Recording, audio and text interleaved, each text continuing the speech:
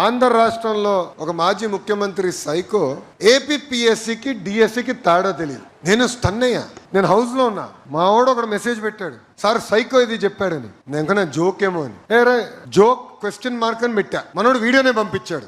5 సంవత్సరాలు ముఖ్యమంత్రిగా చేసిన వ్యక్తి ఏపీపీఎస్సికి డిఎస్సికి తేడా తెలీదా?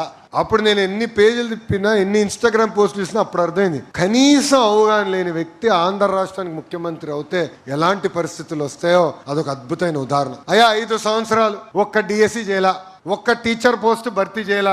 వర్టికల్ హారిజాంటల్ రిజర్వేషన్ అంటే ఏంటో అర్థమవుదాయనికి. నేను శాసనసభ సాక్షిగా అన్నిటికీ సమాధానం చెప్పా, ఛాలెంజ్ చేశా.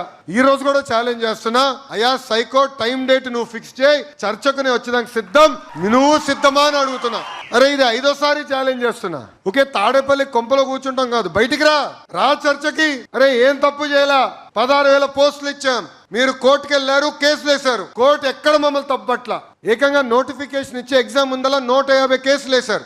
ఎక్కడ నోటిఫికేషన్ ఆగల. 16,000 మంది టీచర్లకు ఇచ్చాం. ఈరోజు శాసనసభ్యులు వెళ్ళి ఒక్కొక్క టీచర్ కలుస్తుంటే ఎంత స్టోరీ. దైనమైన పరిస్థితి నుంచి వచ్చిన వారు చాలా కష్టపడ్డారు. 5 సంవత్సరాలు ఒక్క టీచర్ పోస్ట్ రాలేదే అని బాధ.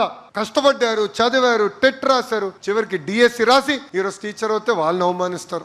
ఎంత అన్యాయం ఒకసారి ఆలోచించండి. అంటే వాళ్ళ అబద్ధాలు ఎంత బాగా చెప్తారనే దానికి ఇది ఒక ఉదాహరణ. వాస్తవం నిజం కూడా మనం అంత బాగా చెప్పలేం బా.